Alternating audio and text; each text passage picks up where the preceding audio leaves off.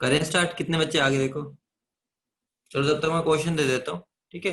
Question ही करना है पहले तो, ठीक है। उस तब तक जो बच्चे आएंगे वो क्वेश्चन नोट कर लेंगे। बेटा अभी तो 6 लेक्चर ही हुए हैं, चैप्टर तो पढ़ो अच्छे से।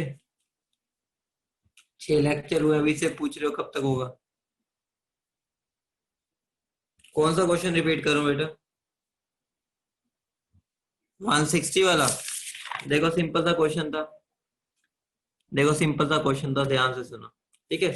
मैं एक फॉर्मूला बता देता हूँ, मूल मंत्र बता देता हूँ, ठीक है। इसमें कोई दिक्कत नहीं है।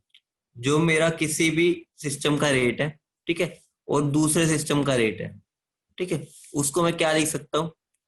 रूट m2/m1, ठीक है। उसको और मैं क्या लिख सकता हूँ?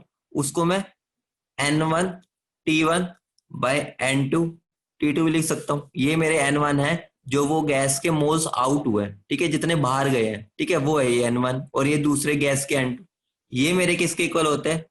V1/T1 V2/T2। और ये किसके इक्वल होते हैं? डेल्टा P/T1 डेल्टा P/T2, ठीक है।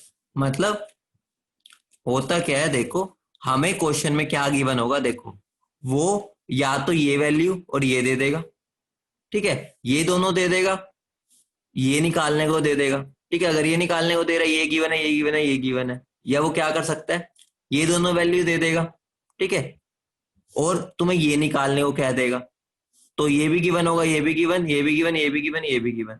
और कई बार वो रिएक्शन करवा रहा है तो T1 और T2 तो सेम ही हो जाएंगे, क्योंकि दोनों को रिएक्ट करने में सेम टाइम लगेगा, इसको भी इसको भी, तो ये दोनों कैंसिल आउट हो जाएंगे।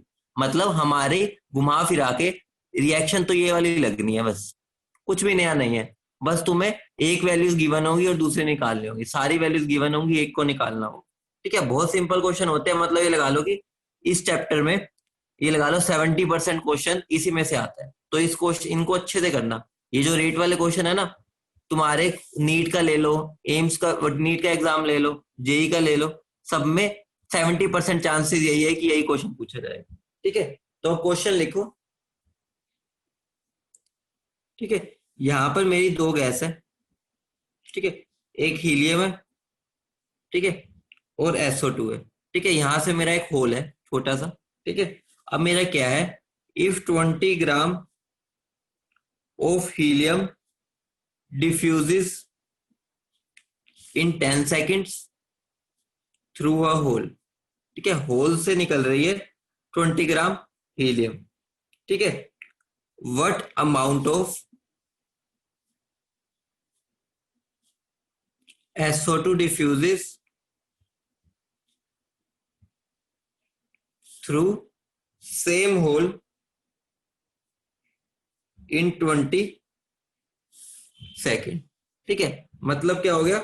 मुझे क्या गिवन है कि इसमें से मेरी 20 ग्राम हीलियम निकल रही है, ठीक है, 10 सेकेंड में, ठीक है। अब मुझे बताना है SO2 कितनी निकलेगी 20 सेकेंड में। देखो कितना सिंपल क्वेश्चन है, हमें कुछ भी नहीं करना। मैं जो रेट ऑफ हीलियम होगा, ठीक है, वो रेट ऑफ SO2, ठीक है, जो किसके इक्वल होगा? m2/m1 ये होगा। और मुझे यहाँ 20 ग्राम गिवन है, तो ये कुछ फॉर्मूला ना लगा देना, गिवन वेट बाय T1, ये कोई रेट नहीं है, मैंने रेट में ये नहीं लिखवाया, लेकिन N1/T1 जरूर लिख सकता हूँ, ठीक है। तो मेरा किसके इक्वल हो जाएगा? N1/T1 upon N2/T2। अब देखो, ये चीज तुम्हें गिवन ये पता ही है, ये भी पता है, ठीक है, ये तुम्हें पता है, निकाल लोगे, ये भी पता है, ये भी पता है, बस ये निकाल लो। जब ये निकल जाएगा तो गिवन मास निकल जाएगा, समझ रहे हो? ठीक है, N1 N2 तो निकाल सकते हो ना गिवन मास बाय मोलर मास करके, ठीक है। तो यहाँ पर मेरा वैल्यूज पुट कर दो, देखो क्या हो जाएगा मेरा। सबसे पहले हीलियम के लिए निकाल लो नंबर ऑफ मोल्स, ठीक है। Number of moles of helium कितने आ जाएंगे? कितने ग्राम गिवन है? 20 क्या आ गया? 5, ठीक है। नंबर ऑफ मोल्स तो उसके निकालने ही है, तो बस वैल्यूज पुट कर दो। M2 क्या हो जाएगा यहाँ पर? 64, SO2 है। M1 क्या हो जाएगा मेरा? ठीक है, M1 मेरा क्या होता है? हीलियम का क्या होता है बताना। हीलियम का किस किस को पता है क्या होता है वेट? मोलर मास क्या होता है बताओ? 4, तो ये क्या हो गया? रूट, ठीक है। N1 की वैल्यू मेरी क्या आ गई? 5, टाइम कितना गिवन है? 10, डिवाइड बाय N2, ठीक है, टाइम कितना है 20, ठीक है, तो ये कितना बन जाएगा 16, ठीक है, ठीक है, ये कितना बन जाएगा 4, सॉरी, ठीक है, 4 वन जा 4, 4 6 24, तो इसका रूट 16 क्या हो जाता है 4, विच इज इक्वल टू, ये कितना आ जाएगा 6 वन जा ये 2 जा, तो ये मेरा क्या बन जाएगा 1/2 इंटू 20/N2, यही आएगा ना, ये 10 पे गया, ठीक है, तो मेरा N2 कितना आ जाएगा 5/2, ठीक है, उसके बाद बस अब निकाल लो इसको, अगर मैं मल्टीप्लाई कर दूंगा इसे किसके इक्वल हो जाएगा, given mass by molar mass, molar mass कितना होता है 64, तो W कितना आ जाएगा 64 इंटू 5/2, तो कितना बन गया आंसर मेरा 160 ग्राम, ठीक है। अभी भी कई बच्चे मैथ्स में इतनी जल्दी होती है उनको करने की, 80 आंसर दे रहे हैं, तो आंसर कितना आ जाएगा 160। आसान क्वेश्चन था, बोलो, ठीक है, सिंपल क्वेश्चन था, ठीक है। अभी हम धीरे धीरे कॉम्प्लेक्स की तरफ बढ़ेंगे, ठीक है, धीरे धीरे जैसे जैसे तुम्हारे कंसेप्ट बढ़ेंगे। क्वेश्चन लिखो, मेरा एक बैलून है, ठीक है, ये बैलून है मेरा, ठीक है, इसमें मेरी हीलियम गैस है। विशाखा बेटा डिफरेंट प्रेशर वाला नहीं पूछता, कभी क्वेश्चन आएगा तो करेंगे, हमें जो चीज जो पूछी जाती है हम उसकी बात कर रहे हैं, ठीक है। प्रेशर की भी बात आएगी बेटा, अभी प्रेशर वाली भी बात करूंगा, वो केस 2 है, याद करो, ठीक है। और ये मेरा हीलियम का बैलून है, ठीक है, तीनों बैलून है, सेम साइज के, कुछ वो नहीं है, ठीक है, मैंने डिफरेंट साइज के बना दी। अब अगर मैं तुमसे पूछूं, ठीक है, इन तीनों में ये मेरा H2 लिख लेना, H2 मान लो इसको, ठीक है, H2 रख लेना, ठीक है, ये H2, ये O2 N2। अब मैं तुमसे बोलूं बैलून A, बैलून B और बैलून C, इन तीनों में सबसे पहले फुस कौन होगा, क्योंकि तुम्हें पता है बैलून्स को अगर हम रखते हैं रात भर तो तुम्हें पता है ना सुबह तक ये फुस हो जाते हैं बिल्कुल, ठीक है, इन्फ्लेटन हो जाते हैं, ठीक है। तो अगर मेरा क्वेश्चन है सबसे पहले फुस कौन होगा, ठीक है, तो बताओ कौन होगा।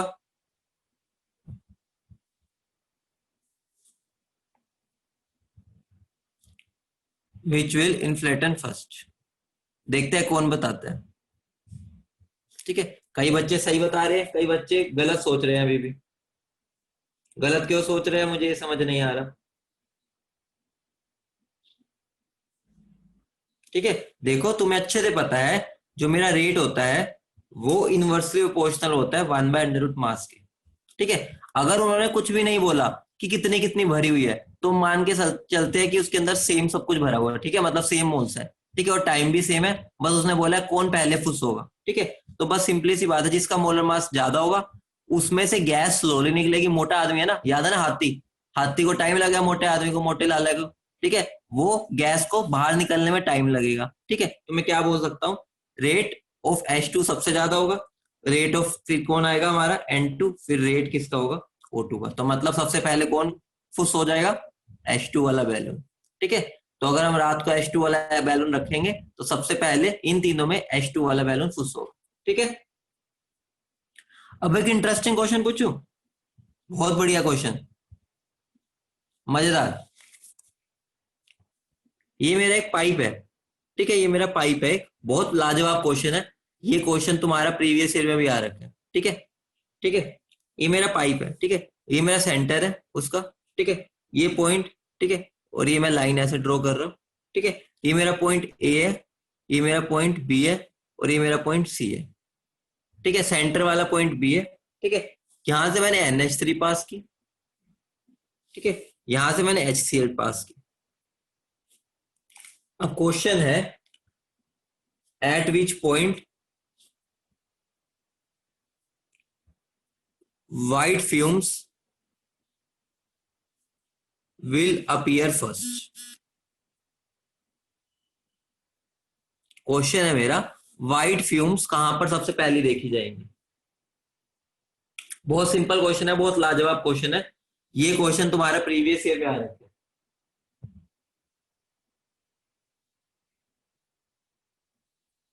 बताओ,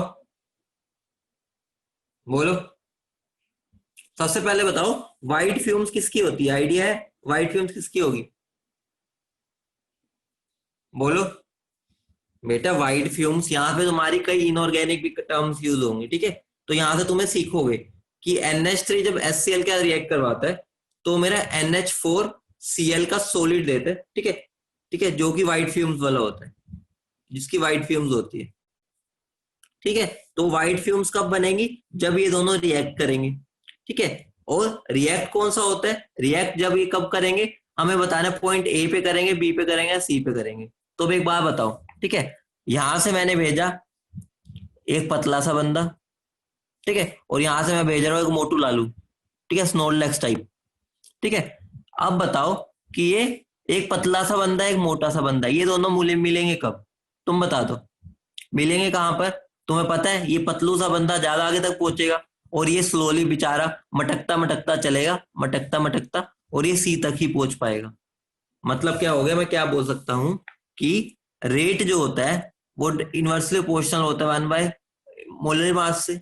मतलब क्या हो गया कि ये दोनों कौन से पॉइंट पे मिलेंगे, एट पॉइंट सी, मतलब कि सी पॉइंट पर सबसे पहले फ्यूम्स देखी जाएगी, ठीक है, समझ गए। बढ़िया क्वेश्चन था और सिंपल बहुत था, ठीक है। ये तुम्हारा प्रीवियस ईयर का क्वेश्चन है, मतलब कई बच्चों को समझ नहीं आता यहाँ लगाएं क्या, वो सोच ही नहीं पाते, ठीक है। तो यहाँ पर रेट ही लगना था बेटा। एक बात बताओ, टाइम तो सेम ही होगा ना, देखो देखो टाइम तो सेम ही होगा, तुम्हें खुद को भी पता है, जब दोनों रिएक्ट करेंगे, अगर ये 5 मिनट में पहुंच रहा है तो इसके भी तो यहाँ 5 मिनट में पहुंचेगा ना, तभी मिल पाएंगे ना। ये थोड़ी इसको 10 मिनट लगे, इसको 5 मिनट लगे, अगर ये चीज होती फिर तो यहाँ मिलते गई। दोनों को टाइम जब जब ये यहाँ तक पहुंच जाएगा, ये यहाँ तक पहुंचेगा, तो टाइम तो सेम हो जाएगा ना, रिएक्ट करने में तो दोनों को सेम टाइम लगेगा पहुंचने में यहाँ तक, ठीक है। एक और क्वेश्चन लिखो इसी का एक, ठीक है, एक हाइयर वर्जन है ये, इसी क्वेश्चन का हाइयर वर्जन है ये, ठीक है। ये क्या है मेरा, एक और सिलेंडर बनाओ, ठीक है, एक तरफ मोटा लाला बंदा खड़ा करो, एक तरफ पतलू लाल, ठीक है। तो यहां से मैंने कौन भेजी बेटा, HCl को मैंने मोटू इसलिए बोला क्योंकि इसका मोलर मास ज्यादा है, ठीक है, इसका कम है, मतलब यहाँ पर मोटू से मतलब है मेरा मोलर मास ज्यादा है, ठीक है। बेटा मेरे कोई पार्शियलिटी नहीं कर रहा, HCl भाई भारी इंसान है, तो इसलिए मैं उसको मोटा बोल रहा हूँ, ठीक है। उसके शरीर से मत जाना, मोटापे मतलब मैं उससे बात कर रहा हूँ, वेट से, यहाँ पे, ठीक है। तो यहाँ पर क्या हो गया, यहाँ से मैंने O2 डाली और यहाँ से H2 डाली, ठीक है। क्वेश्चन है मेरा, और ये मेरी 100 सेंटीमीटर है, ठीक है। क्वेश्चन है मेरा, calculate the distance from H to and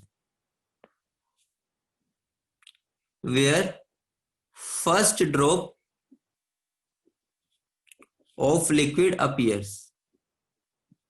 बेटा व्हाइट फ्यूम्स होता है जब NH4Cl बनता है ना, तो वो व्हाइट फ्यूम्स देता है, ठीक है, मतलब कि व्हाइट फ्यूम्स से हमें वो इनडायरेक्टली बोल रहा है मेरा NH4Cl बना है, ठीक है। बेटा पतला बंदा तुम्हें दिख तो रहा है, हाइड्रोजन पतला होता है ना, ऑक्सीजन मोटू है, इसका मोलर मास 32 है, इसका 4 है। बेटा मैंने तुमसे एग्जैक्ट आंसर पूछा है, मोर देन या लेस देन नहीं पूछा। मैंने जब डिस्टेंस पूछ लिया है तो तुम्हें एग्जैक्ट आंसर देना है, ठीक है। हाँ बहुत बढ़िया, वासु 80 आएगा, ठीक है। ये तो तुम्हें देखो, ये मेरा सेंटर है, ठीक है, ये मेरा सेंटर है, इतना तो तुम्हें आइडिया हो गया होगा, ठीक है। इतना तो आइडिया होगा कि जो H2 है वो ज्यादा दूर तक जाएगा, इतना तो तुम्हें पता है ना, मतलब कि जो तुम्हारी रिएक्शन होगी वो यहाँ कहीं जाके होगी, इतना तो समझ रहे हो ना, ठीक है, क्योंकि वो ऑक्सीजन भारी भारी इंसान है, तो इसको ये जल्दी पहुंच जाएगा। तो अगर मैं इस पॉइंट को मान लूं एक्स, मान लूं इसको, इतने को एक्स मान लूं, तो इतना पॉइंट मेरा कितना हो जाएगा बताना, अगर इतना मेरा एक्स है, इतना कितना होगा, बोलो, 100 - x, ठीक है। लो हो गया तुम्हारा क्वेश्चन, तुम्हारा क्वेश्चन हो चुका है, तुम्हें पता भी नहीं चला, ठीक है। सबसे पहले बताओ फर्स्ट ड्रॉप ऑफ लिक्विड कब बनेगी, जब मेरा H2 ऑक्सीजन के साथ रिएक्ट करके H2 बनाएगा। लिक्विड तो यही होता है ना, जब हाइड्रोजन गैस और ये मिलके वाटर बनाते हैं, ठीक है। तो अब देखो सिंपल सा क्वेश्चन है, रेट ऑफ H2 जो होगा अपॉन रेट ऑफ O2 होगा, वो क्या होगा, √M2/M1 which is equal to 32/2, ठीक है। ये कितना बन जाएगा मेरा, 4 आ जाएगा, ठीक है। और तुम्हें अच्छे से पता है ये रेट जो होता है वो मेरे किसके इक्वल होता है, डिस्टेंस जो इतने चला डिवाइड बाय टाइम, और अपॉन डिस्टेंस जो दूसरे ने चला डिवाइड बाय टाइम। टाइम दोनों का सेम लगेगा क्योंकि भाई दोनों ने रिएक्ट करना है, ठीक है, तो टाइम तो दोनों को सेम लगेगा ना, ठीक है। क्योंकि ये जब तक यहाँ तक पहुंचेगा ये यहाँ तक पहुंच रहा है, तो टाइम तो दोनों का सेम है, तो टी से टी कैंसिल। अब यहाँ पर जब मैं एक्स की वैल्यू सोल्व करूंगा तो एक्स की वैल्यू मेरी कितनी आ जाएगी, 80 सेंटीमीटर। समझ गए, बहुत बढ़िया क्वेश्चन था। ठीक है, एक और बेहतरीन क्वेश्चन बताऊं।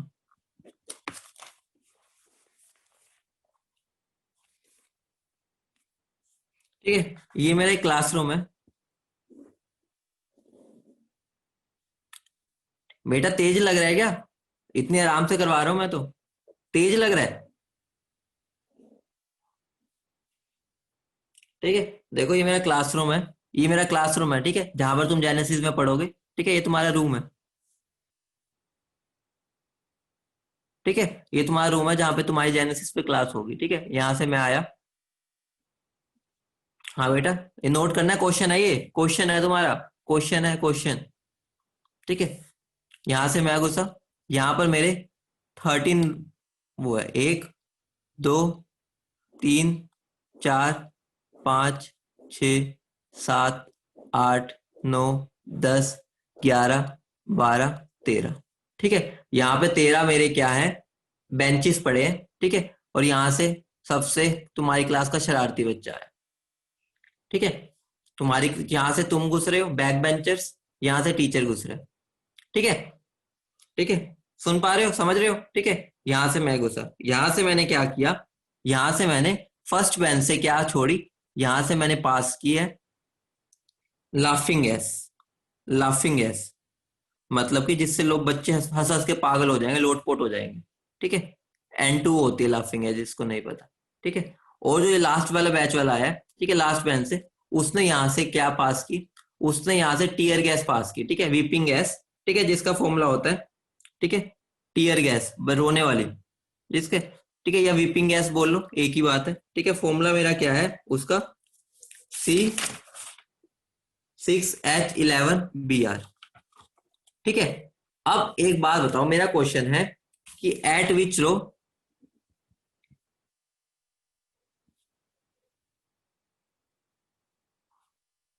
The student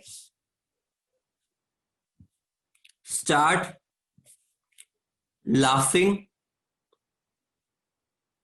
and crying simultaneously. समझ रहे हो क्वेश्चन? मतलब मैंने यहां से लाफिंग गैस फेंकी, उस बच्चे ने यहां टीयर गैस फेंकी, कौन सा इनमें से बेंच होगा, ठीक है, जहां पर मेरे बच्चे रो भी रहे होंगे और हंस भी रहे होंगे, मतलब खुशी के आंसू, हंसी भी जा रहे, रोए भी जा रहे, पागल हो गए। 1 2 3 4 5 6 7 8 9 10 11, ये 12th है, ये 13th। जो बच्चे बोल रहे हैं मिडल वाले, उन्होंने अभी तक कंसेप्ट ही नहीं समझा। जो बच्चे बोल रहे हैं मिडल वाले, उन्होंने कंसेप्ट ही नहीं समझा। ठीक है, ऑप्शन है 7, ऑप्शन दे देता हूं, 10, 9 और 8।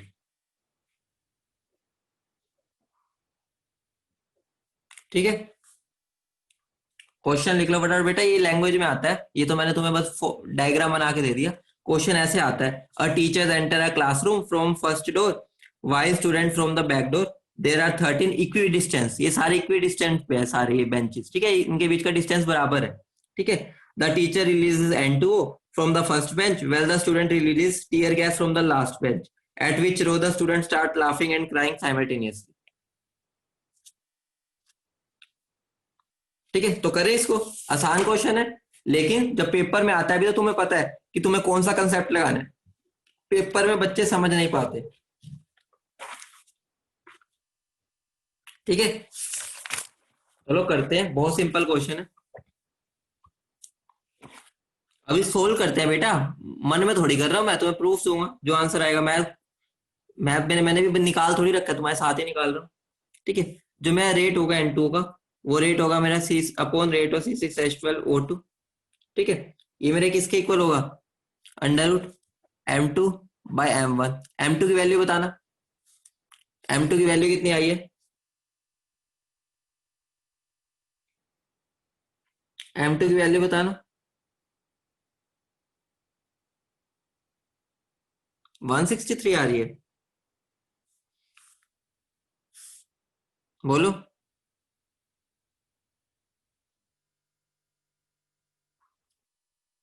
बताओ, तुम बताओ, इसका कितना हो गया कार्बन का? कार्बन का कितना हो गया? बोलो, कार्बन का कितना होगा? सब अलग अलग आंसर क्यों दे रहे हो? इसका 11। ब्रोमीन का कितना होता है? ब्रोमीन का कितना होता है? 80। तो इनको ऐड करूंगा तो क्या आएगा मेरा? 80 और 72 कितना होता है? 152। तो ये कितना हो गया? 163।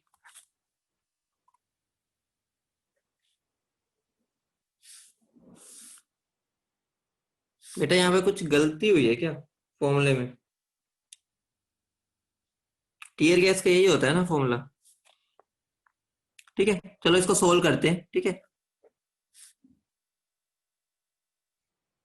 ठीक है, चलो इसको सोल्व करते हैं। ठीक है, इसको जब सोल्व करेंगे तो क्या आएगा मेरा? अराउंड 176 आना चाहिए था ना यहाँ पर। ठीक है, कुछ ना कुछ तो यहाँ गड़बड़ है, मोलिकुलर फॉर्मूले में गड़बड़ है शायद। ठीक है, तो इसको सोल्व करके हमारा अराउंड 3.7 आता है। ठीक है, इसको हम लगभग 4 मान सकते हैं। ठीक है, अगर मैं इसको लगभग 4 मानूंगा तो मेरा लगभग ये कितना आ जाएगा? 2 आ जाएगा। कुछ गड़बड़ हुई है ना यहाँ पर? बताना जिसको पता है।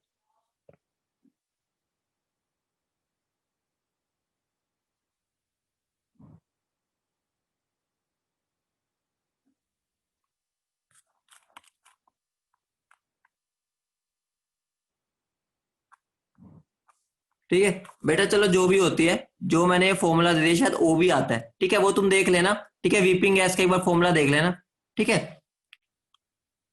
ठीक है, तो वो फॉर्मूला देख लेना, जो भी आता है ये लगभग 2 के अराउंड आएगा। ठीक है, एक बार देख लेना। ठीक है, ये लगभग 2 के आसपास होगा। ठीक है, वीपिंग गैस का देखना बेटा नेट पर, वीपिंग गैस। ठीक है, ये मेरा 2 के आसपास होगा। ठीक है, मैं तुम्हें फॉर्मूला बता रहा हूँ कि इसकी हेल्प से करो। ठीक है, मान लो ये फॉर्मूला है। ठीक है, ये लगभग 2 के आसपास होगा। ठीक है, तो अब देखो, अगर मैं बोलूं मेरा ये किसके इक्वल होगा, ये कितना डिस्टेंस चलेगा, मान लो। देखो यहाँ पर क्वेश्चन में देखो, मान लो इनके बीच का डिस्टेंस ए है। ठीक है, एक्स है। ठीक है, इनके बीच का सबका डिस्टेंस एक्स है। ठीक है, अगर इन सबके बीच का डिस्टेंस एक्स है तो मैं क्या बोल सकता हूँ? ठीक है, यहाँ का ए है। ठीक है, यहाँ पर मेरा क्या हो जाएगा? मान लो यहाँ से फ्रंट से मेरे एक्स डिस्टेंस पे बन रहा है। ठीक है, ये कितना हो जाएगा मेरा? 12 माइनस एक्स। ठीक है, मतलब ये इनके मान बीच का मान लो ए है, ए मान लो, सबके बीच का डिस्टेंस ए मान लो। ठीक है बेटा, फॉर्मूला छोड़ो, फॉर्मूला छोड़ो अभी, मैं तुम्हें बता दूंगा, कल बता दूंगा। ठीक है, ये सारे ये बीच का डिस्टेंस ए है। ठीक है, ये ए है अगर, तो अगर आप फ्रंट से मेरा एक्स डिस्टेंस है तो मेरा बैक से कितना होगा? 12 माइनस एक्स, क्योंकि अगर मेरा एक के बीच का डिस्टेंस ए है तो टोटल मेरा कितना हो जाएगा डिस्टेंस? 12। तो 12 में से एक्स माइनस करूंगा, यहाँ पर मेरा कहीं रिएक्शन हो रही है। ठीक है, तो ये मेरा कितना हो जाएगा? 12 माइनस एक्स, अगर मेरा यहाँ से एक्स है। तो बस अब इसको सोल्व कर लो, कुछ भी नहीं हुआ। ठीक है, तो मेरा क्या हो जाएगा? ये मेरा कितना बन जाएगा? X by 12 minus x is equal to 2। ठीक है, तो यहां से मेरी एक्स की वैल्यू कितनी आ जाएगी? एक्स की वैल्यू आ जाएगी 8 है। तो जिन बच्चों ने आंसर यहाँ पे देख के वर्ड 8 दे दिया, ठीक है, उनका कबाड़ा हो चुका है। कबाड़ा क्यों हो चुका है? क्योंकि एक्स की वैल्यू मेरी 8a है। 8a का मतलब क्या हो गया? 8a का मतलब ये हुआ कि मेरा पहले का, देखो ये मेरा ए, ये 2a 3a 4a 5a 6a 7a 8a, और 8a तक में मेरा डिस्टेंस कितना, कितने टेबल्स आई? First, second, third, fourth, fifth, six, seven, eight, ninth. समझ रहे हो? तो 8a में मेरी नाइन्थ टेबल आ रही है। तो जिस बच्चे ने 8 देख के 8 आंसर चेक कर दिया ना, तो उसका कबाड़ा हो चुका है। तो यहाँ पर 9 आएगा आंसर। ठीक है, ठीक है, समझ गए? बढ़े आगे, बोलो।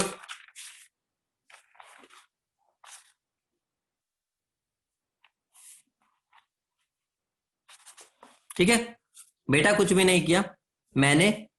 13 मेरे बेंचेस बने थे। ठीक है, 13 बेंचेस थे। मैंने मान लिया फ्रंट बेंच से एक्स डिस्टेंस है, तो पीछे वाले से कितना होगा? देखो, अगर एक के बीच का डिस्टेंस ए है तो ये टोटल डिस्टेंस कितना हो जाएगा? 12 हो जाएगा ना। ठीक है, टोटल डिस्टेंस ये 12 हो जाएगा। अगर फ्रंट से एक्स है तो बैक से कितना हो जाएगा? 12 माइनस एक्स। ठीक है, मैंने इन दोनों के बीच का डिस्टेंस ए माना है। ठीक है, अगर फ्रंट से एक्स है तो पूरे बैक से कितना हो जाएगा? टोटल लेंथ मेरी होगी 12। 12 में से एक्स माइनस कर दो, बस, कुछ भी नहीं किया। अब तो उन दोनों को बस रेट के इक्वल कर दिया। ठीक है, आर्यन बेटा फॉर्मूला हम देख लेंगे, कुछ भी है कंसेप्ट समझना है तुम्हें, पेपर में यही क्वेश्चन नहीं आ रहा, ठीक है। वो मैं तुम्हें बता दूंगा कि क्या वो है, यहाँ पर पुट क्या करना था, ठीक है, उसके हिसाब से कर लेंगे, ठीक है। यहाँ पर अगले क्वेश्चन करते हैं, ठीक है। हाँ यहाँ पर ये करो ना,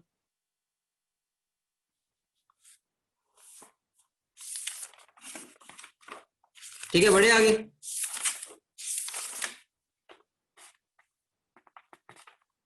बढ़े आगे बोलो, ठीक है। अब अगला क्वेश्चन, अब अगला करते हैं कंपैरिजन ऑफ रेट्स। हाँ बेटा यहाँ पर शायद था ओ भी आएगा, ठीक है, मुझे भी ओ का ही लग रहा है, तो एक बार चेक कर लेना, ठीक है। जब ओ आ जाएगा तो यहाँ पर तुम्हारा कितना बन जाएगा, 179, ठीक है। या 179 बन जाएगा, ये लगभग टू के आसपास ही आएगा, आएगा तो यही आना, फिर भी ये लगभग यही है, ठीक है, क्योंकि 176 तो टू पे आता है, ठीक है। तो आंसर में कोई दिक्कत नहीं आएगी, आंसर यही आएगा, ठीक है। तो क्वेश्चन क्या है, comparison of rates with a mixture of gas. बेटा इस चीज पर ध्यान दो, पीछे छोड़ो, ठीक है, अगली हेडिंग डालो ये, ठीक है। तो बहुत सिंपल है ये, ठीक है। एक बात बताओ, मान लो इसमें मेरी गैस है ए और बी, ठीक है, एक होल है, ठीक है, तो यहां से ए भी निकलेगी पी भी निकलेगी, और दूसरे में मेरी गैस है सी, ठीक है, यहां से मेरी सी निकलेगी। बोलो, समझ रहे हो। अगर अब मुझे इन दोनों का रेट कंपेयर करना है, इन दोनों का अगर रेट कंपेयर करना है, तो मैं इन दोनों का रेट कैसे कंपेयर करूंगा, देखो, मान लो, तो यहां पर मैं क्या लिख दूंगा, rate of A mixture upon rate of C. ये किसके इक्वल हो जाएगा, molar mass of C divided by molar mass of mixture. यहां पर ध्यान देना, यहां पर जब हमारी दो गैसेस मिक्स होंगी और उसको दूसरे के साथ कंपेयर करेंगे, तो यहां पर हम उसके मिक्सचर का मोलर मास लेंगे, और मिक्सचर का मोलर मास कैसे निकालते हैं, मिक्सचर का मोलर मास कैसे निकालते हैं, बताओ। देखो बेटा कुछ भी नहीं किया, मैंने एक कंटेनर लिया जिसमें एक मिक्सचर ऑफ गैस है, ठीक है, ए भी है और बी भी है, दूसरे में सी है, ठीक है, यहाँ पर होल है, और कंडीशंस आइडेंटिकल है, ठीक है, आइडेंटिकल कंडीशंस है, ठीक है, कंडीशंस आइडेंटिकल है, ठीक है। तो अब क्या हो गया, इन दोनों में अगर मुझे रेट कंपेयर करना है, तो इसको मैं रेट ऑफ मिक्सचर लूंगा, क्योंकि एज अ मिक्सचर ये हेल्प करेगा, और ये रेट ऑफ सी हो जाएगा, तो वो किसके होगा, molar mass of C by molar mass of mixture.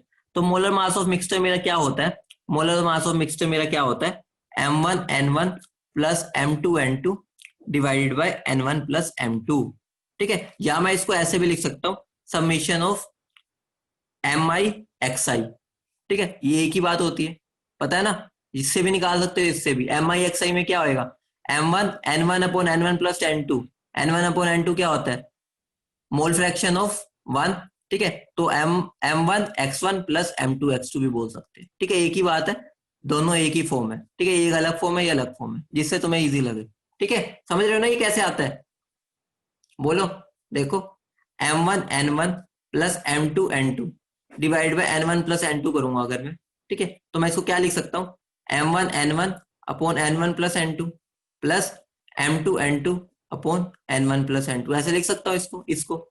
ये मेरा क्या होता है, मोल फ्रैक्शन ऑफ ए, ये क्या होता है, मोल फ्रैक्शन ऑफ सेकंड, तो ये मेरा क्या बन गया, M1 X1 plus M2 X2, ठीक है, X1 X2 ये मेरे मोल फ्रैक्शन है, ठीक है, ठीक है। तो क्वेश्चन करें इस पे एक,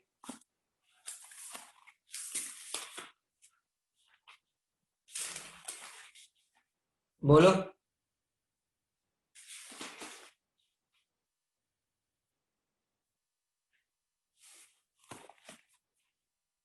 ठीक है, तो क्वेश्चन लिखो, ठीक है, क्वेश्चन लिखो, देखो क्वेश्चन क्या है मेरा, एक में मेरी हीलियम है, ठीक है, ये वाला छोड़ो, पहले एक और क्वेश्चन लिखो, ये वाले क्वेश्चन को छोड़ो, बाद में कराता हूँ, ठीक है। क्वेश्चन है ये, होमवर्क में दूंगा, ठीक है, क्वेश्चन लिखो, compare compare rate of diffusion of CO with a mixture of helium and CH4 in 3:1 ratio under similar conditions.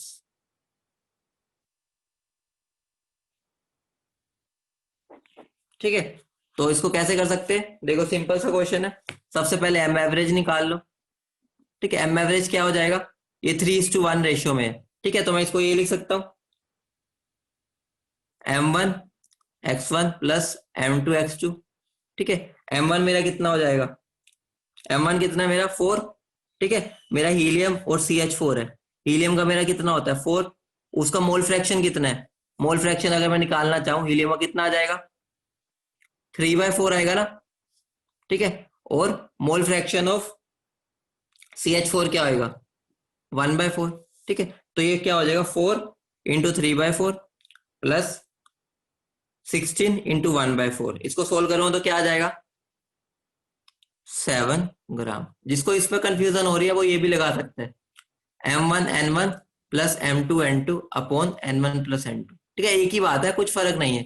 M1 क्या मेरा 4, N1 मेरा क्या है 3x। ठीक है, प्लस M2 क्या मेरा 16, ये क्या x, divided by 3x plus x। Answer same ही आएगा। ठीक है, तो क्या बन जाएगा ये मेरा? फोर्जा, ये कितना बना ये? ठीक है, तो ये मेरा कितना आ रहा है? ठीक है, यहाँ पर मेरा मास कितना बन रहा है? ये मेरा बन जाएगा, देखो 4 से 4 गया, ये 3, और ये कितना है 4, तो 3 + 4 कितना आ गया? 7 आ गया ना। ठीक है बेटा, तुम इससे कर लोगे, शायद तुमने क्लास में ऐसे कर रखा होगा सोल्व। ठीक है, बात एक ही पड़ती है। ठीक है, तो आंसर क्या हो गया? 3 ग्राम, 7 ग्राम। ठीक है बेटा, एक्सेप्शन इनऑर्गेनिक थोड़ी है जो एक्सेप्शन आएगी। दक्ष बेटा, इनऑर्गेनिक थोड़ी है ये। तो 7 ग्राम सबका आ गया मोलर मास का मिक्सचर। ठीक है, तो अब देखो, rate of CO divide by rate of mixture क्या आ जाएगा मेरा? Molar mass of mixture divide by molar mass of CO। तो मेरा क्या बन जाएगा? 7/28। तो मेरा आंसर क्या हो जाएगा? 1/2। ठीक है, एक घर के लिए तुम्हारा क्वेश्चन है, घर के लिए क्वेश्चन है। एक मेरी हीलियम है, ठीक है, और दूसरी क्या तुम्हारी? ऑक्सीजन और CH4। ठीक है, ऑक्सीजन मेरी 80% है, CH4 मेरी 20% है। इसको सोल्व कर लेना, बस रेट बताना है कि दोनों का रेट क्या होगा। ठीक है, ठीक है, R1/R2 बताना है तुम्हें, इसका रेशियो कितना है। ठीक है, तुम्हारा घर का होमवर्क है, कर लेना इसको। ठीक है, बढ़े आगे। ठीक है, अगली हेडिंग डालो, केस 2। याद करो मैंने केस 1 बताया था। ठीक है, केस 2 क्या है मेरा? अगर मेरा इफ प्रेशर इज डिफरेंट, याद करो मैंने जो ग्राम स्लो में फर्स्ट केस लिखवाया था उसमें मैंने प्रेशर और टेम्परेचर सेम रखे थे। यहां पर मैं प्रेशर में डिफरेंस ला दूंगा। ठीक है, तो तुम मुझे खुद बताओ, एक बार मुझे खुद बताओ, मान लो मेरी ये वाली गैस है। ठीक है, ये मेरी कोई गैस है। ठीक है, गैस 1 है, ये मेरी G1 है। ठीक है, इसका प्रेशर P1 और मोलर मास है M1। ठीक है, और ये मेरी गैस है 2, गैस 2। ठीक है, इसका प्रेशर है P2, मास है P2। यहां से ये निकलेगी। ठीक है, यहां से ये भी निकलेगी। ठीक है, मैंने होल्ड कर दिया। तो मुझे बताओ, जो रेट होता है वो डायरेक्टली प्रोपोर्शनल तो होता है 1/रूट मोलर मास के। ठीक है, लेकिन अब मैंने यहाँ पे प्रेशर भी डिफरेंट कर दिया। अब एक बात बताओ, अगर मैं तुम्हें कह रहा हूं, ठीक है, अगर तुम बताओ तुम्हारा कल पेपर है, ठीक है, और तुम्हारा 10 दिन पेपर है। ठीक है, अगर मैं तुम्हें बोल रहा हूँ तुम्हारा कल पेपर है, तो तुम्हारा रेट क्या होगा पढ़ाई का? और अगर तुम्हारा 10 दिन का है तो तुम्हारा रेट क्या होगा पढ़ाई का? तुम बता दो। रेट यहां पर तुम्हारा ज्यादा होगा फर्स्ट केस में या सेकंड केस में? बोलो। ऑब्वियस सी बात है फर्स्ट केस में, क्योंकि यहां पर तुम पे प्रेशर लग गया है। प्रेशर क्या है कि मुझे कल मेरा पेपर है, मुझे पढ़ना है। तो तुम्हें खुद को भी पता है, अगर मान लो तुम यहाँ खड़े हो, ठीक है, यहाँ खड़े हो, अगर मैं तुम्हारे पीछे कुत्ता पढ़वा दूं, कुत्ता पढ़वा दिया मैंने तुम्हारे पीछे, तो तुम्हें अगर घर तक जाना है तो तुम्हें कम टाइम लगेगा या ज्यादा टाइम लगेगा? ठीक है, कम टाइम, क्योंकि तुम्हारा रेट क्या हो जाएगा? बढ़ जाएगा। जब तुम्हारे पर प्रेशर आता है तो तुम्हारा रेट बढ़ जाता है। तो वैसे ही गैस का भी यही हाल है कि जब हमारा प्रेशर उसमें ज्यादा होता है तो इसमें मेरा रेट क्या होता है? डायरेक्टली प्रोपोर्शनल टू प्रेशर होता है। ठीक है, तो मैं क्या बोल सकता हूं, इस केस में मेरा रेट क्या हो जाता है, directly proportional to P by root M. तो यहां से मेरी एक दूसरा कंडीशन बन गई, यहाँ पर वहां पर मेरा प्रेशर सेम होता था, ठीक है, तो वो हम सेम मानते तो कट जाता था, लेकिन यहाँ पर प्रेशर भी डिफरेंट हो गया ना, तो यहाँ पर मेरा रेट की कंडीशन ये बन जाती है। तो मैं यहाँ पर क्या बोल सकता हूँ, मैं यहाँ पर ये बोल सकता हूँ, ठीक है, ठीक है बेटा, ये गैस वन, ये गैस है जी वन, और ये जी टू, ठीक है, ये गैस वन है, गैस टू, ठीक है। तो मैं यहाँ क्या बोल सकता हूँ, जो रेट वन होगा बाय रेट टू, ठीक है, वो किसके इक्वल हो जाएगा, P1 by P2 into under root M2 by M1, one of the most important formula in this chapter। ठीक है, बोलो बोलो, ठीक है। अब तुम्हें क्वेश्चन दो इस पे, ठीक है, क्वेश्चन करते हैं इस पे, तब ज्यादा क्लियर होगा कि तुम्हें कैसे पता चलेगा कि प्रेशर भी डिफरेंट लेना है या सेम लेना है। क्वेश्चन लिखो, x ml of H2 gas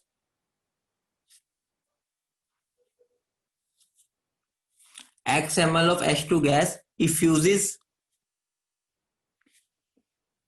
through a hole in 5 seconds at 5 atm pressure. The time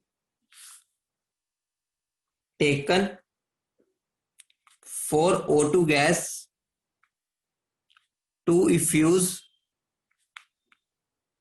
the same volume at 10 atm will be। Answer बताओ, करो सोल्व, कैसे करेंगे, सिंपल कुछ भी नहीं है। ठीक है बेटा जी, अब ठीक है, R1 और R2 मेरे किसके इक्वल हो जाएगा, P1 by P2 under root M2 by M1। ठीक है, तो देखो यहां पर रेट, अभी भी मैं इसको क्या लिख सकता हूं, इस रेट को मैं क्या लिख सकता हूं, ठीक है, V1 bye T1 upon V2 bye T2 लिख सकता हूं, is equal to P1 by P2 under root M2 by M1, ऐसे लिख सकता हूं। ठीक है, अब उन्होंने बोला है the time to fuse the same volume, volume दोनों की सेम है, ठीक है, V1 और V2 सेम है, तो V1 से V2 कैंसिल हो जाएगा। ठीक है, तो मेरा क्या हो जाएगा, T2 by T1 is equal to P1 by P2 under root M2 by M1। मुझे यहाँ पर T2 की वैल्यू निकालनी, ये निकालनी है ना T2 की वैल्यू, ये गिवन है, ये भी गिवन है, ये भी गिवन है, ये तुम्हें पता है, ये भी पता है। ठीक है, कर लोगे सोल्व। ठीक है, तो T2 क्या हो जाएगा मेरा, T2 क्या हो जाएगा, T1 की वैल्यू क्या गिवन है मुझे 5, ठीक है, T1 की 5 है, इंटू P1 P2 क्या है, P1 की वैल्यू क्या है 5, P2 की वैल्यू क्या है 10, इंटू अंडर रूट M2 क्या है मेरा, ठीक है, M2 है मेरा 32, और ये कितना है, मोलर मास H2। ठीक है, ये हो जाएगा, तो ये कितना बन जाएगा 16, 16 को लाओगे बाहर 4, 5 1 5 2, ठीक है, तो T2 मेरा कितना आ जाएगा 5 बाई 2 इंटू 4, तो आंसर क्या आ जाएगा मेरा 10 सेकेंड्स। इजी क्वेश्चन था, बोलो। ठीक है, अगला करें क्वेश्चन, इस पे लास्ट क्वेश्चन करते, चमक गया, बहुत बढ़िया, लास्ट क्वेश्चन करते। A mixture of H2 and N2 and O2 in 2:1 mole ratio is allowed to diffuse through a hole। एक होल से दोनों को हमने डिफ्यूज किए,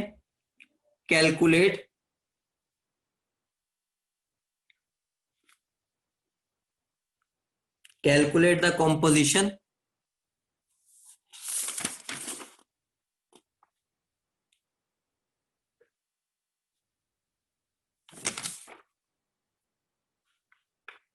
क्या निकालेंगे इसमें, कैलकुलेट द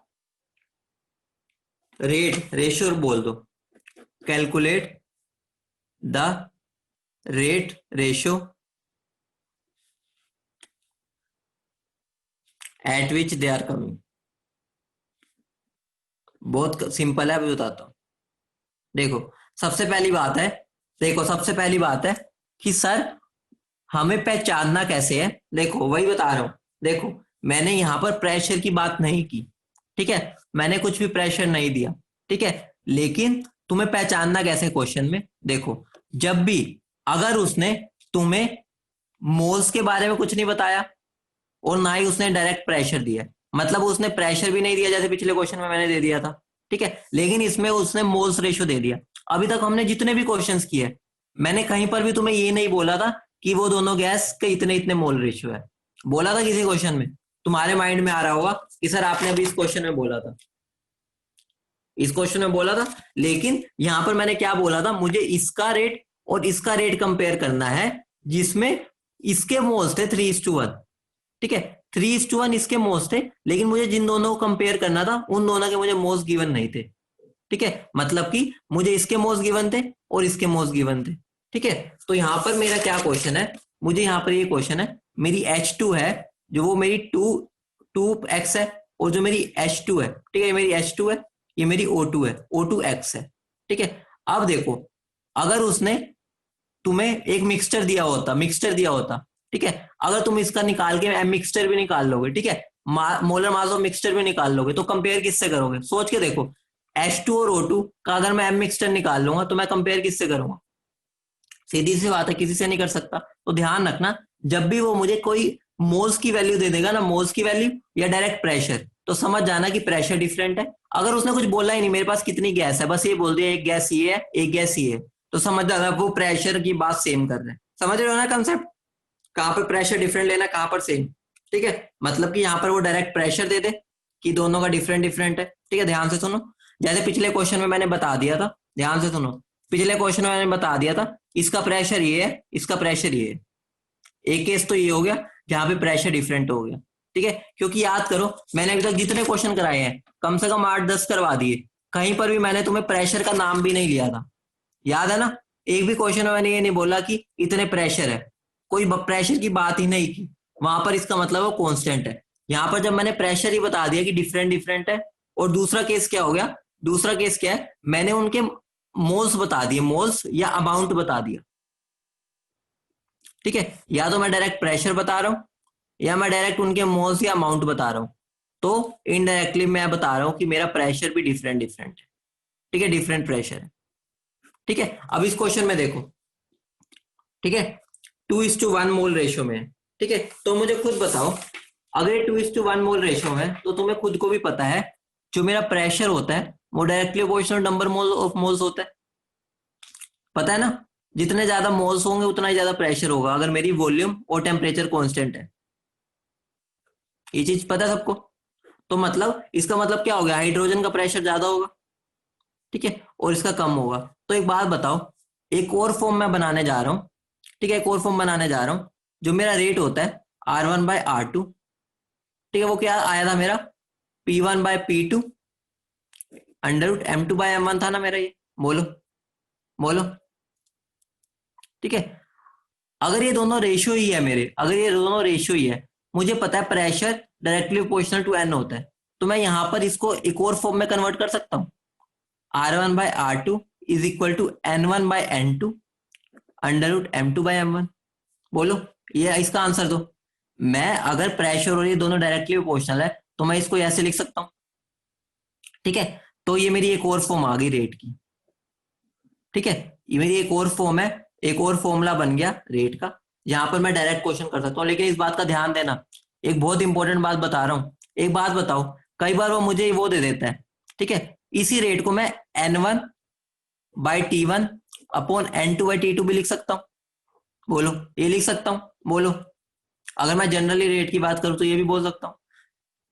इस बात का ध्यान देना, इस बात को गांठ बांध लेना, ये जो N1 है ना, ये वाला N1 और ये वाला N1 दोनों डिफरेंट है, दोबारा बोल रहा हूं, यहाँ पर जो ये N1 आया ना और यहाँ पर जो N1 आया वो डिफरेंट है। कैसे डिफरेंट है? ये N1 है मेरे नंबर ऑफ मोल्स जो बाहर गए हैं, और ये N1 है जो मेरे नंबर ऑफ मोल्स अब प्रेजेंट है अंदर इनसाइड,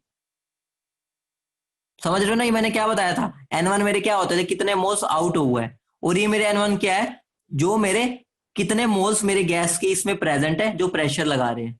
तो ये दोनों डिफरेंट है, काट मत देना कभी जिंदगी में भी, ठीक है। ये N1 अलग है, ये N1 अलग है, समझ रहे हो, बोलो। ये एन होते हैं मेरे, कि मेरे इस कंटेनर में कितनी गैस है, उस वो वाले मोल्स होते हैं, और ये एन होते हैं कितने मेरे मोल्स बाहर चले गए, ठीक है। तो इन दोनों में कभी कंफ्यूज मत होना, ठीक है, दोनों डिफरेंट होते हैं। अब इस क्वेश्चन को करते हैं, अब तो क्वेश्चन तो हो ही गया, कुछ करने की जरूरत ही नहीं है, ठीक है। तो मैं क्या बोल सकता हूँ, rate of H2 by rate of O2, मैं इसको क्या लिख सकता हूँ, number of moles of H2 upon number of moles of O2 bye molar mass of O2 bye molar mass of H2। इन दोनों का रेशियो क्या गिवन है मुझे, 2:1, ठीक है। ये 2x मान लो, ये x मान लो, x से x कट जाएगा, एक ही बात है, इंटू √32/2। तो आंसर क्या आ जाएगा मेरा, 8:1। तो आंसर क्या हो गया मेरा, 8:1, ठीक है। बोलो बोलो, अगर मैं इस क्वेश्चन में तुमसे पूछ लेता, what is the composition coming out, what is the composition, composition क्या है उनकी, कमिंग आउट, कमिंग आउट की कॉम्पोजिशन पूछ रहा हूं, तो एक बात बताओ, इस रेट को मैं क्या लिख सकता हूं, N/T अपॉन टी, टी से टी कैंसिल होगा क्योंकि टाइम तो सेम लगेगा ना दोनों का, ठीक है, हम टाइम सेम मानेंगे तभी तो कॉम्पोजिशन बता सकता हूँ। तो ये मेरा क्या आ जाएगा, 8:1। इसका मतलब है कि ये दोनों जो मेरी गैस बाहर निकल रही है ना, यहाँ से बाहर, यहाँ से बाहर, इस गैस से बाहर निकल रही है दोनों गैस, तो उनकी जो कॉम्पोजिशन है ना, जो ये मिक्सचर निकल रहा है, उसमें 8:1 का रेशियो है, ठीक है। मतलब देखो, ये N1 और ये N1 इन दोनों से अलग है, कई बच्चे इन दोनों को ही कैंसिल कर देंगे, उन्हें लगेगा बस निकला ही नहीं कुछ निकालने के लिए, ठीक है। तो मैंने इसी पार्ट का एक और क्वेश्चन बना दिया, ठीक है, कि मेरा उन दोनों का रेशियो क्या होगा, 8:1 रेशियो होगा, जो मेरा यहाँ पर मिक्सचर निकल रहा होगा, ठीक है। मतलब उसमें 8 पार्ट्स होंगे H2 के, और एक पार्ट होगा ऑक्सीजन का, ठीक है। ये तो मेरे N क्या होता था, N आउट ही होता था ना, ये वाला N तो होता था, ये मेरा N होता है जो इनसाइड प्रेजेंट है मोल्स, ठीक है। तो ये वाले N को अलग है, ये वाला N अलग है, ध्यान रखना, ठीक है। दोबारा से लिख देता हूं, ये वाला N मेरा कौन है, N इनसाइड, ठीक है, और ये वाला N मेरा क्या है, N आउट, आउट जो बाहर निकल रहे हैं, ठीक है। ठीक है बेटा, I सेम है से कोई मतलब नहीं है, I क्या है, Q है, उससे बेटा ये 2:1 था, ये N1 N2 ये 2:1 था, ये 8:1 है, ठीक है। ये रेट सेम आया ना, रेट और ये कॉम्पोजिशन सेम आई है, ये तो अलग अलग आया ना, ठीक है। बोलो, आगे बढ़े, ठीक है। हेडिंग डालो, kinetic theory of gases, kinetic theory of gases, इसको हम बोलते हैं KTG। ग्राम्स खत्म हो गया बेटा, ग्राम्स लो खत्म हो गया, काइनेटिक थ्योरी ऑफ गैसेस, ये कुछ अपने पोस्टुलेट्स देती है, ठीक है। इसके कुछ पोस्टुलेट्स होते हैं, तो पोस्टुलेट्स, मेन पोस्टुलेट्स, ठीक है, मेन पोस्टुलेट्स ऑफ केटीजी, ठीक है।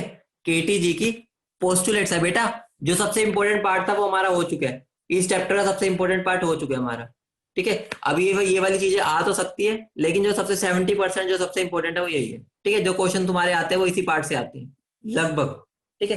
तो हम मेन पोस्टुलेट्स की बात करते हैं, ये एक थ्योरी थी जिसके कुछ पोस्टुलेट्स है, ठीक है, जो गैस के बारे में बताते हैं, ठीक है। उनको लिख लेना, कुछ ऐसा नहीं है उनके अंदर, बस लिख लेना क्या कहती है ये, ठीक है। ये मुझे ये बोलती है, जैसे हमने बोर के पोस्टुलेट पढ़े थे ना, वैसे इसके पोस्टुलेट्स है, ये क्या बोलती है, जो मेरी गैस है ना, लिख लेना साथ साथ बेटा, ठीक है। कभी भी पूछ सकता है इसमें से कौन सा पोस्टुलेट है या नहीं है, उसका कुछ भरोसा नहीं है एग्जामिनर का, ठीक है। तो क्या बोलती है, जो मेरी गैस है ना, वो किससे, is made up of tiny particles, ठीक है। ये क्या बताती है कि टाइनी पार्टिकल से बने, ठीक है, tiny particles which are identical in size, shape and mass, ये क्या बोलती है कि जो मेरी गैस है ना वो टाइनी पार्टिकल से बने, छोटे छोटे पार्टिकल से, जिनकी साइज भी सेम है, शेप भी सेम है और मास भी सेम है। ठीक है, बोलो।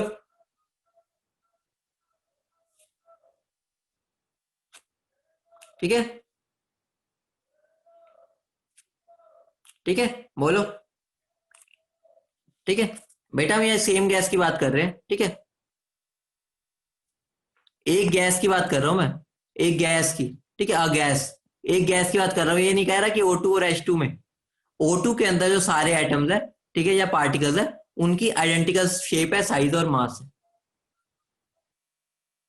ठीक है, ठीक है, तो ये ना समझ लेना H2 और O2 सेम ही है। ठीक है, मैं ऑक्सीजन के सारे मॉलिक्यूल्स की बात कर रहा हूँ। ठीक है, बोलो। अगला क्या है मेरा, ये तुम्हें सब चीजें पता है लेकिन लिख लेना एक बार। जो मेरी वॉल्यूम होती है गैस की, volume of gas. Hello hello hello, अब ठीक है। ठीक है, सुनो मेरी बात सुनो, आवाज आ रही है? मेरी बात सुनो, मेरी बात सुनो, मेरी बात सुनो। ये जो पोस्टुलेट्स है ना, मैं तुम्हें समझा देता हूँ, मैं तुम्हें भेज दूंगा, उनको नोट कर लेना। ठीक है, नोट्स में लिख लेना, मैं समझा देता हूँ, बस सिंपल सिंपल है। ऐसे ऐसे थ्योरी, बस दो 8-10 पॉइंट्स है, वो मैं समझा देता हूँ। ठीक है, सिंपल है। सबसे पहली बात क्या है, एक गैस के सारे पार्टिकल्स जो होते हैं, ठीक है, वो सेम साइज वगैरह के होते हैं, मैंने बता दिया। अगला क्या है कि जो मेरी गैस के मॉलिक्यूल्स की वॉल्यूम होती है ना, गैस के मॉलिक्यूल्स की वॉल्यूम होती है, वो नेग्लिजिबल होती है कंटेनर के वॉल्यूम के कंपैरिजन में। ठीक है, मतलब क्या हो गया, हम याद करो, हम क्या बोलते हैं, गैस की जो वॉल्यूम है हम क्या मानते हैं, वॉल्यूम ऑफ कंटेनर ही मानते हैं ना। क्यों? क्योंकि हम क्या मान लेते हैं, खुद जो गैस के मॉलिक्यूल्स है उनकी वॉल्यूम जीरो है। हम लगभग क्या मानते हैं, नेग्लिजिबल मानते हैं, जीरो नहीं, लगभग जीरो है। तो मतलब हम क्या मान लेते हैं, जो गैस के पार्टिकल्स है, जो छोटे छोटे पार्टिकल्स है, उनकी कोई वॉल्यूम ही नहीं है। ठीक है, अगला क्या होता है, ठीक है, अगला क्या होता है, जो गैस के पार्टिकल्स है ना, वो भागते रहते हैं, बस भागते रहते हैं, रुकते नहीं है। ठीक है, जो गैस के मॉलिक्यूल्स होते हैं वो भागते रहते हैं, वो रुकते नहीं है, कभी रेस्ट पे नहीं आते। ठीक है, और लेकिन, ठीक है, लेकिन वो जब घूम रहे होते हैं ना, ठीक है, उनका जो रैंडम होता है वो स्ट्रेट लाइन में होता है। ठीक है, मतलब कि वो स्ट्रेट लाइन में ट्रेवल करते हैं। ठीक है, जिगजैग में भी स्ट्रेट लाइन में ट्रेवल करते हैं, ध्यान रखना।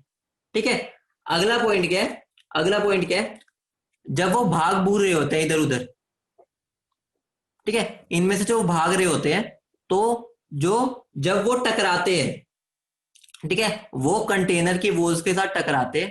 ठीक है, कंटेनर की वॉल्स के टकराते हैं, और उसी से हमारा प्रेशर जनरेट होता है। ठीक है, ये बातें तुम्हें पता है सब, लेकिन ये थ्योरी ने बता बोला था कि ऐसा मानना। ठीक है, मेरे मेरे साथ चलना है तुम्हें। ठीक है, तो ये क्या बोलते हैं कि जब भी वो मोशन में होते हैं, ठीक है, मोशन में होते हैं ना, वो टल्ली की तरह, टल्ली होके दीवारों का टकराते रहते हैं। ठीक है, टकराते रहते हैं, और वही को हम क्या बोलते हैं, कि वो क्या कर रहे हैं, प्रेशर लगा रहे हैं। ठीक है, लेकिन इस बात का ध्यान देना, ठीक है, ये जो प्रेशर होता है ना, वो इलास्टिक होता है, इलास्टिक, इलास्टिक कोलिजन होती है यहाँ। ठीक है, जब वो एक दूसरे के साथ भी टकरा रहे हैं, सारी ये कोलिजन इलास्टिक होती है। इलास्टिक कोलिजन का बारे में पता है या नहीं पता? अभी फिजिक्स में पढ़ लिया? बोलो, नहीं पढ़ा? तो मैं सुनो, इलास्टिक इलास्टिक कोलिजन का मतलब क्या होता है, सुनो। इलास्टिक कोलिजन का मतलब क्या है, कि एनर्जी और जो मोमेंटम है, एनर्जी और मोमेंटम वो कंजर्व रहता है। मतलब क्या हो गया, एक बंदा भाग रहा है, वो दूसरे से जब टकराएगा, अपनी एनर्जी इसको ट्रांसफर कर देगा। ठीक है, जब ये दूसरे टकराएगा, वो दूसरे को ट्रांसफर कर देगा। ठीक है, मतलब क्या हो गया, वो एनर्जी खत्म नहीं हो रही।